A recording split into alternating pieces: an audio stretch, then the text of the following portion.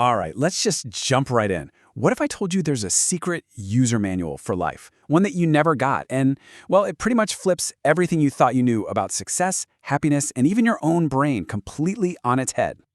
So let me ask you something straight up. Do you think life is complicated? You know, all the big stuff, your career, relationships, just trying to be happy. Is this super complex puzzle you're supposed to solve? Well, what if I told you that's just flat out wrong? The ideas we're going to dig into today say the complete opposite is true. Life isn't complicated. We are the ones who make it complicated. We actually seem to crave it. I mean, think about it. The core idea here is that we hate simple answers. It's like every diet book ever written boils down to eat less, move more. But no, we want the complicated plan, right? We want the 47-step morning routine because simple just feels, I don't know, too easy to work. The real problem isn't that life is complex. It's that we're always looking for some complicated solution that just isn't there.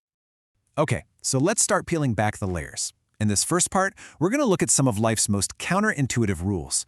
And we're starting with a real mind-bender, the idea that trying harder is actually why you're failing.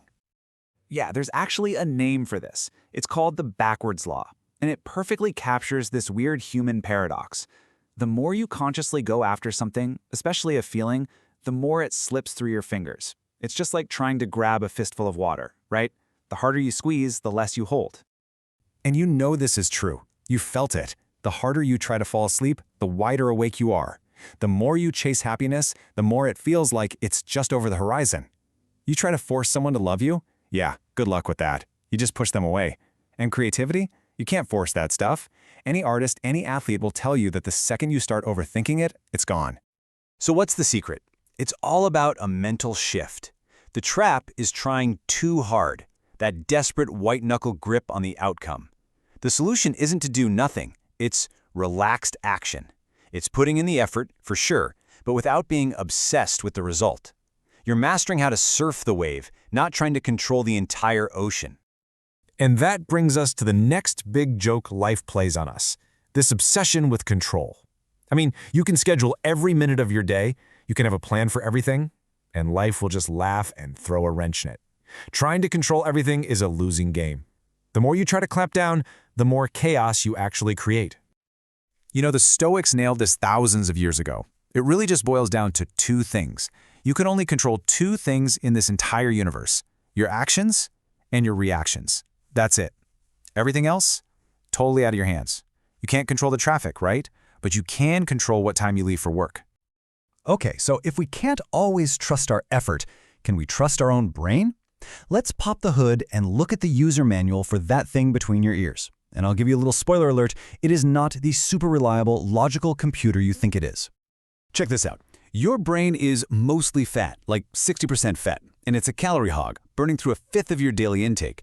But here is the absolute kicker. We all love to think we're so logical, right? Well, neuroscience shows that maybe only 10% of our decisions are actually logical. The other 90%? Pure emotion. That rational part of your brain is basically just the PR department, coming up with a good story for a decision your gut already made. And get this incredibly demanding organ has a secret night crew. Seriously. While you're sleeping, your brain cells literally shrink down. Why? To make room for this fluid to wash through and clear out all the toxic junk that builds up during the day. It is a literal brainwashing, a dishwasher for your mind. That's why you feel so sharp after a good night's sleep. Okay, what about memory? We tend to think our memories are like these perfect little video files stored in our head, right? Nope, not even close. This quote absolutely nails it. Your memories are way more like Wikipedia pages. And every single time you look one up, you're not just reading it, you're editing it. Here's the crazy part. When you pull up a memory, your brain rebuilds it. It fills in the blanks with how you feel today, with what you know now. So you're not actually remembering the original event. You're remembering the last time you remembered it. Your brain isn't a video camera. It's a storyteller that's constantly revising the script. And as if that wasn't enough, your brain is running all these little software programs in the background called cognitive biases. They're basically reality filters. You've got confirmation bias, which just looks for proof that you're already right. The halo effect, where you think good-looking people must be geniuses. Loss aversion, which is why losing $20 hurts way more than finding $20 feels good. And my favorite, illusory superiority, which is why pretty much everyone thinks they're an above-average driver. Bottom line, your brain isn't built to see the truth. It's built to create a story that makes sense to you. Okay, so if trying harder can backfire, and our brains are kind of unreliable storytellers, where does that leave us? How do we actually make progress? Well, in this last part, we're going to look at the cheat codes. Simple math that leads to absolutely massive results. Let's start with the 80-20 rule. It's so simple but so powerful. Basically, in almost anything you do, a tiny fraction of your effort, about 20%, is getting you most of your results, like 80% of them. So 20% of your work creates 80% of your success. The trick, the real game changer, is figuring out what that 20% is and just doing more of that instead of getting bogged down in the other 80% of busy work. And a huge chunk of that vital 20%, it's your habits. Get this, almost half of your day, 40%, is just you running on autopilot. It's not conscious decisions, it's habits. And here's the secret to changing them. You can't just erase a bad habit. That wiring is in your brain for good. But you can hijack it. You keep the trigger, you keep the reward, but you swap out the routine in the middle. That's the only way it works. So where do you even begin? With all these ideas, what's the first step? It starts with a number that sounds so small it's almost pointless. That number is 1, just 1%. But here's where the magic happens.